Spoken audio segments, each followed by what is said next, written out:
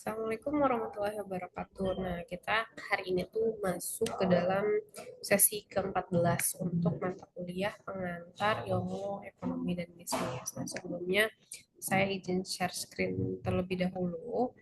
Untuk kali ini, eh, materi yang kita akan pelajari yaitu mengenai manajemen informasi dan juga pengambilan keputusan. Jadi memang dalam pengambilan keputusan itu kan kita membutuhkan informasi-informasi agar nantinya pengambilan keputusan yang kita buat itu tidak semena-mena berdasarkan feeling saja, tapi memang berdasarkan data historis dan juga eh, data proyeksi ke depannya. Nah, yang pertama kita akan mempelajari mengenai sistem informasi. Sistem sendiri, sistem itu adalah suatu rangkaian item maupun kejadian yang saling berhubungan dalam melaksanakan suatu kegiatan. Lalu yang kedua, sistem informasi itu adalah sekumpulan manusia, mesin, ide, gagasan, dan kegiatan-kegiatan yang mengumpulkan juga mengolah informasi. Nah, manusia di sini, siapa sih manusianya?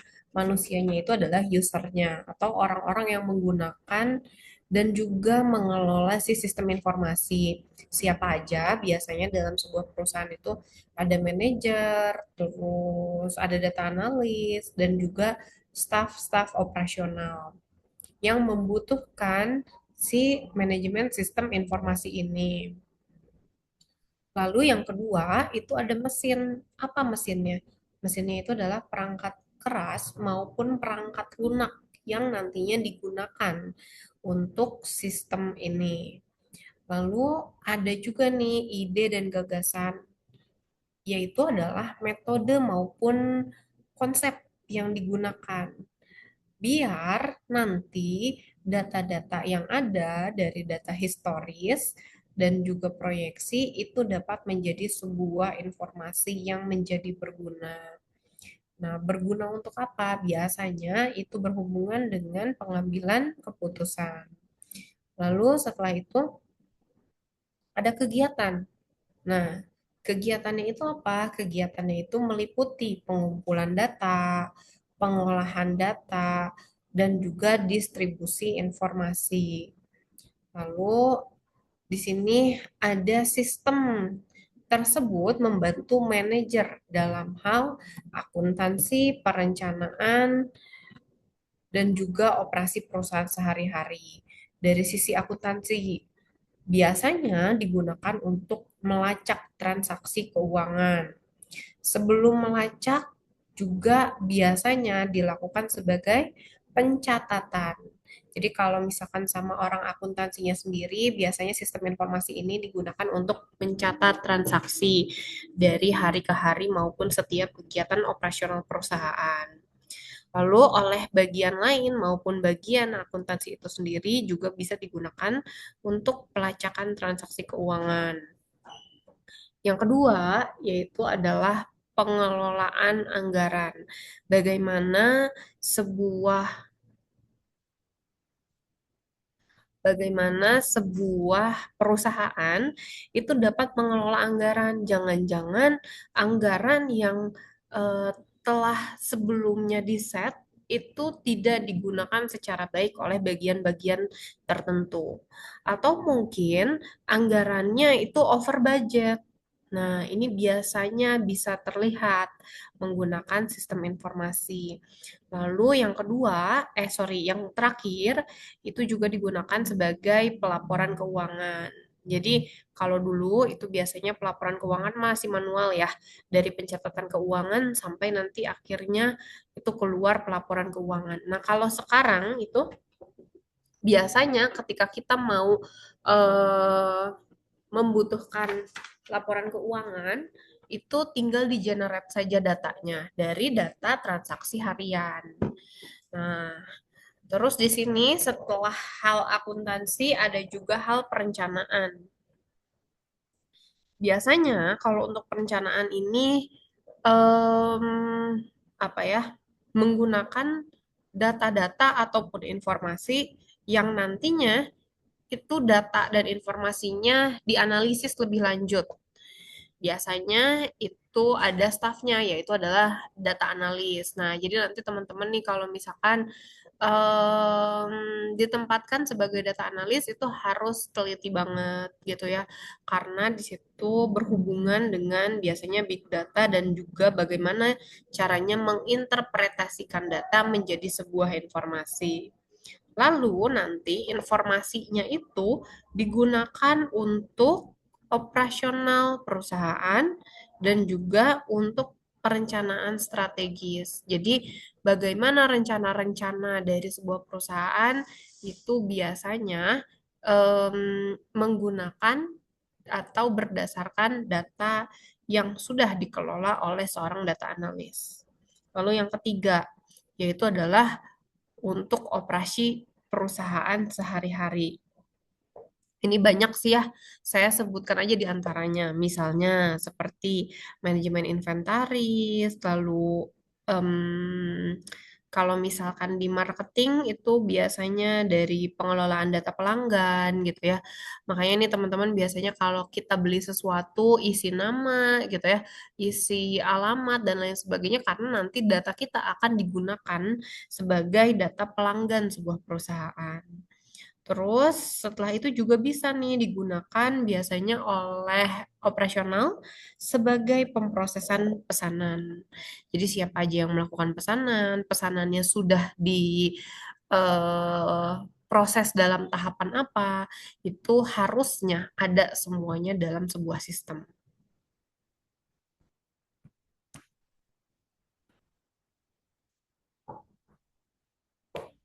Lalu di sini mengenai sistem informasi. Nah, dari sudut pandang manajemen, itu sistem informasi adalah subsistem dari sistem manajemen organisasi yang utuh. Lalu, organisasi di sini hanya dapat berfungsi dengan normal apabila sistem informasi organisasi tersebut bekerja secara normal pula. Jadi, di sini SIM itu adalah nyawa dari sebuah organisasi. Nah, kenapa sih bisa seperti itu? Biasanya yang pertama nih, sistem informasi manajemen itu merupakan subsistem organisasi. Yang pertama biasanya dari segi perencanaan. Tadi udah saya sebutkan ya, dari perencanaan itu dari data yang dianalisis menjadi sebuah informasi, lalu dikelola lagi menjadi sebuah strategi perusahaan. Lalu yang kedua itu dari sistem pengorganisasian. Biasanya mendukung apa ya? em, Koordinasi antar departemen dan juga antar divisi. Jadi biasanya banyak hal yang tidak harus secara langsung ditanyakan kepada divisi ataupun departemen yang lain, tapi kita mempunyai pusat data yang mana ketika divisi lain membutuhkan sebuah informasi maupun data dari sebuah divisi itu bisa langsung melihatnya pada sistem. Lalu juga berhubungan dengan kepemimpinan. Kenapa berhubungan dengan kepemimpinan? Karena biasanya seorang manajer dalam mengambil keputusan itu nggak serta-merta, feeling saya kayaknya harus mengambil keputusan yang ini atau keputusan yang itu, nggak bisa seperti itu, tapi harus betul-betul berdasarkan data. Bukan hanya dari pengalaman saja, tapi harus dari data yang memang data tersebut konkret dan bisa dipertanggungjawabkan. Lalu juga dari sistem pengendalian. Biasanya sistem pengendalian di sini berhubungan kalau SDM itu dengan pemantauan kinerja, pemantauan target, laporan, dan juga indikator kinerja. Jadi sistem informasi manajemen ini memang digunakan oleh semua divisi dalam sebuah perusahaan. Lalu kenapa SIM atau sistem informasi manajemen ini menjadi sebuah nyawa bagi sebuah organisasi? Karena tanpa adanya sistem informasi manajemen, data-data yang penting itu nggak bisa dikumpulkan. karena tidak dapat dikumpulkan, mungkin saja tidak dapat diolah ya, atau mungkin bisa dikumpulin tapi nggak bisa diolah. Bisa diolah tapi tidak dapat dianalisis dengan baik. Jadi fungsinya itu adalah mengumpulkan, mengolah, dan juga menganalisis data dengan baik. Lalu dari segi operasinya, biasanya yang tadi saya bilang, sistem informasi manajemen ini digunakan oleh semua divisi dan akhirnya dapat mendukung aktivitas dari setiap divisi-divisi inti. Misalnya, pemasaran menggunakan sistem informasi manajemen dengan tadi apa ya, pengelolaan data pelanggan, lalu keuangan maupun akuntansi biasanya menggunakan sebagai tracking tracking transaksi gitu ya.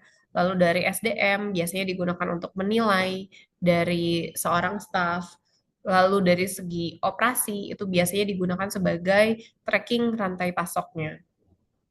Nah, jadi sistem informasi manajemen ini merupakan sebuah aset utama. Apalagi kita itu sudah masuk ke dalam era digital ya, yang mana ketika informasi tidak secara cepat didapatkan, tidak secara cepat diolah, itu bisa menjadi bencana yang besar bagi sebuah perusahaan. Karena ditakutkan perusahaan itu tidak dapat beradaptasi. Jadi ditakutkan ketika perusahaan tersebut tidak dapat beradaptasi dengan cepatnya perubahan teknologi, itu juga dapat menjadi sebuah bencana dan mungkin bisa menjadikan perusahaan tersebut tidak dapat bertahan. Nah, informasi itu dalam kehidupan organisasi itu sebetulnya tidak terbatas dan dan informasi tersebut itu nggak akan mempunyai makna yang lebih dan juga makna yang berguna gitu ya, apabila informasi tersebut tidak dikemas dalam sebuah entity yang nantinya akan memfasilitasi terjadinya flow of information ke seluruh organisasi. Jadi banyak nih informasinya, tapi informasi tersebut itu akhirnya menjadi informasi yang sia-sia apabila tidak ada sistem. Nah, kemasan dari sistem informasi manajemen inilah yang disebut dengan setup SIM, yang akhirnya menggerakkan flow of information dengan kecepatan yang sangat-sangat tinggi dalam memberikan respon terhadap berbagai permasalahan dan juga tantangan yang dihadapkan kepada sebuah pimpinan organisasi. ICT berperan. ICT ini sendiri adalah sebentar. ICT atau Information Komunikasi Teknologi. Saya takutnya tadi salah ya. Jadi ICT ini berperan sangat esensial dalam menghimpun, mengolah data menjadi sebuah informasi dan dari informasi ini menjadi sebuah knowledge dan cara yang cepat dan akurat untuk mengambil sesuai dengan kebutuhan dan juga disebarluaskan serta akhirnya dapat memberikan manfaat yang tepat. Jadi SIM ini adalah strukturnya yang menggambarkan sebuah subsistem dari organisasi secara menyeluruh. Nah, biasanya ini mencakup sistem birokrasi yang dipimpin oleh seorang manajer yang akhirnya dibantu oleh sejumlah staf sesuai dengan kebutuhan dengan distribusi kewenangan, tanggung jawab, fungsi, dan juga tugas-tugas yang berbeda. Nah, tadi ya, jadi fungsinya itu adalah yang pertama menghimpun data, lalu kedua itu data yang sudah didapatkan diolah, lalu setelah data itu diolah menjadi sebuah informasi, informasi yang telah diolah akhirnya menjadi sebuah pengetahuan atau menjadi sebuah knowledge. Nah, nantinya knowledge ini didokumentasikan menjadi sebuah informasi dan secara sistematik sesuai kaidah SIM akhirnya Informasi tersebut dipelihara dan juga diamankan oleh SIM menjadi sebuah aset organisasi yang vital. Dan juga nanti ketika dibutuhkan, sebuah organisasi tersebut dapat mengambil kembali informasi-informasi yang dibutuhkan.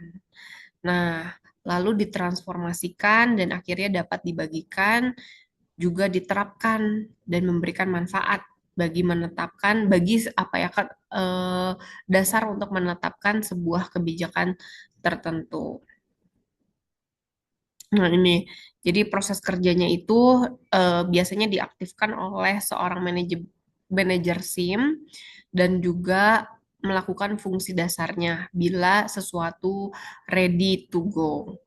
Lalu manajer SIM juga dapat mengaktifkan bila operator SIM siap untuk mengoperasikan sistem secara utuh. Dan nanti apabila ternyata di tengah jalan itu ada kendala, biasanya ada teknisi yang dapat siap sedia mengatasi trouble yang ada.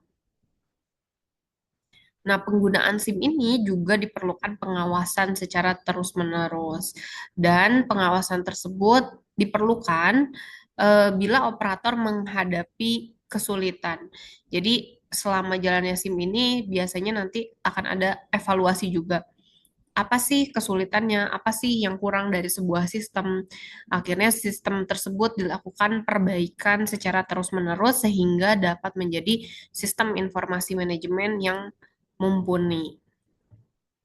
Nah, pengawasan tersebut itu juga melakukan bimbingan, melakukan koreksi, petunjuk sehingga SIM dapat melaksanakan fungsi dasarnya.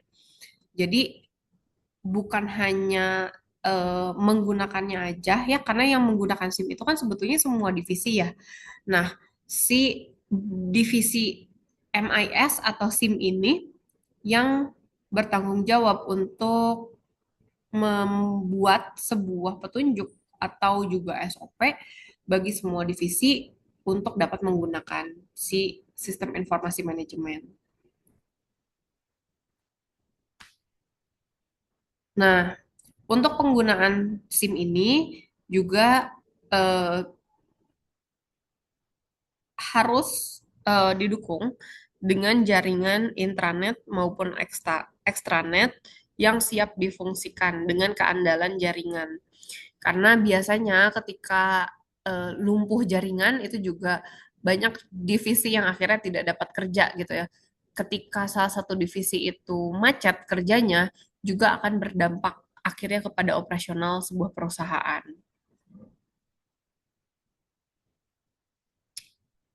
Nah, Information and Communication Technology itu merupakan fasilitas elemen dalam manajemen untuk membantu meningkatkan efisiensi dan effectiveness dari manajemen. Masih ingat kan ya fungsi dari manajemen itu apa? Ada kata kunci tertentu yang kalian harus paham secara menyeluruh, yaitu adalah efisien dan juga efektif. Nah, untuk mendukung hal ini, maka digunakanlah SIM. Nah, eh, saya langsung aja ya ke contoh-contoh dari penggunaan sistem informasi manajemen dalam sebuah perusahaan. Misalkan perusahaan Amazon. Kan Amazon ini mempunyai banyak sekali cabang di seluruh negara di dunia ya. Maka dari itu mereka itu perlu dan juga menjadi krusial mereka untuk dapat mengetahui bagaimana kegiatan dari setiap cabangnya. Biasanya kalau sebentar ya, saya buka dulu.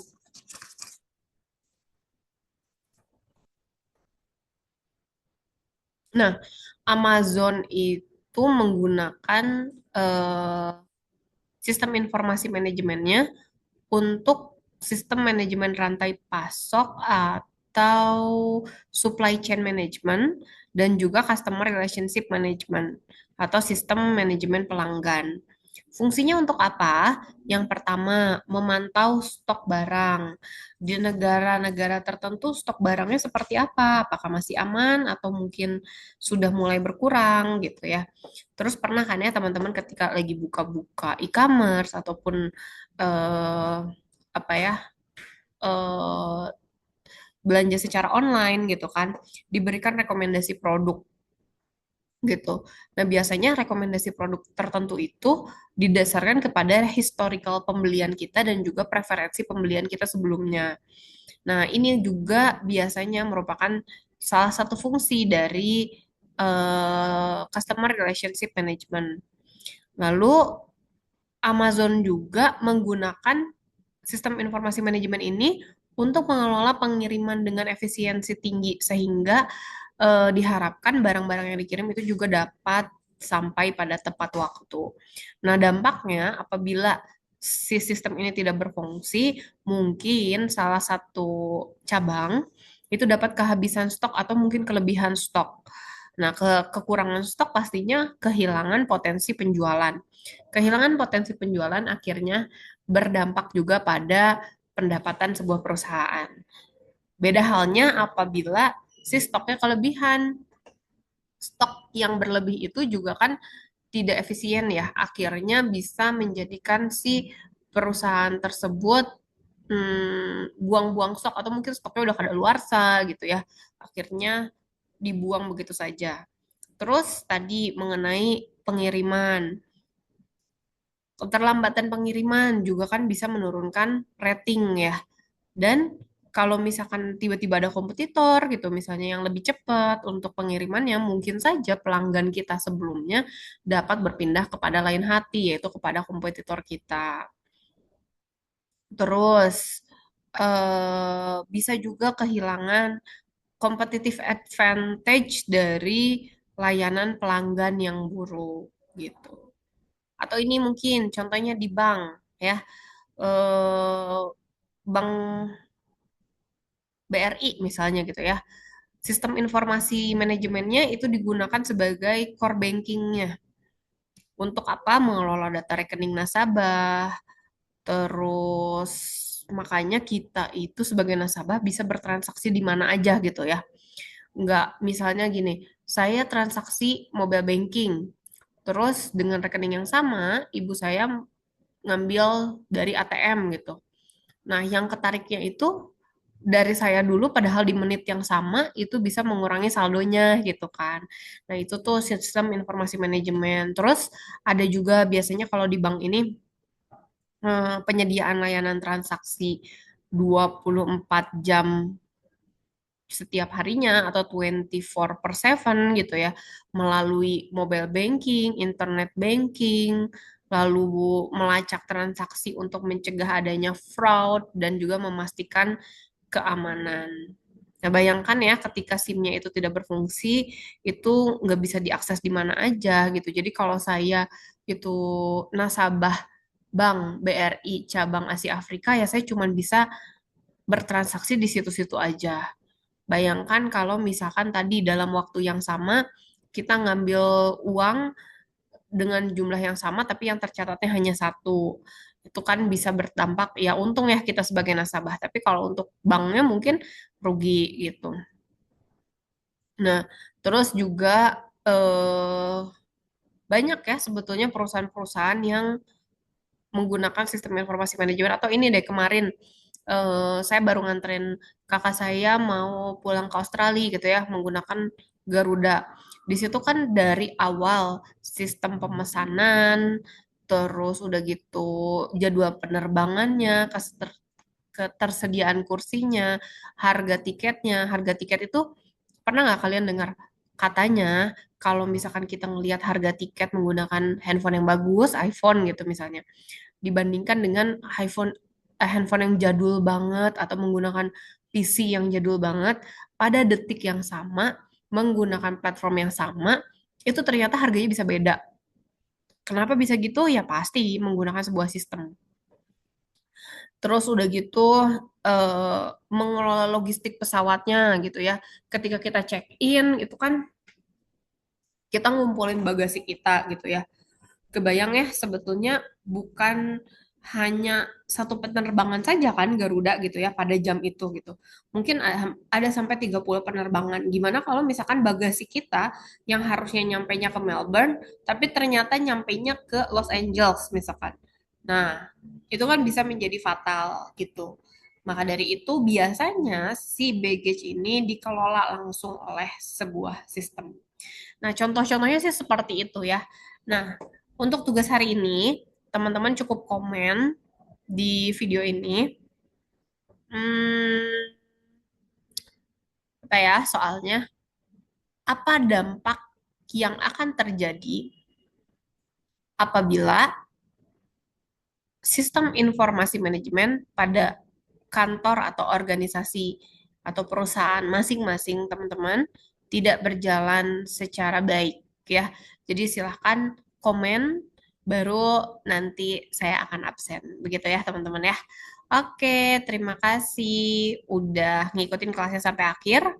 Jangan lupa kalian juga like, subscribe juga, lalu komen tugas untuk hari ini.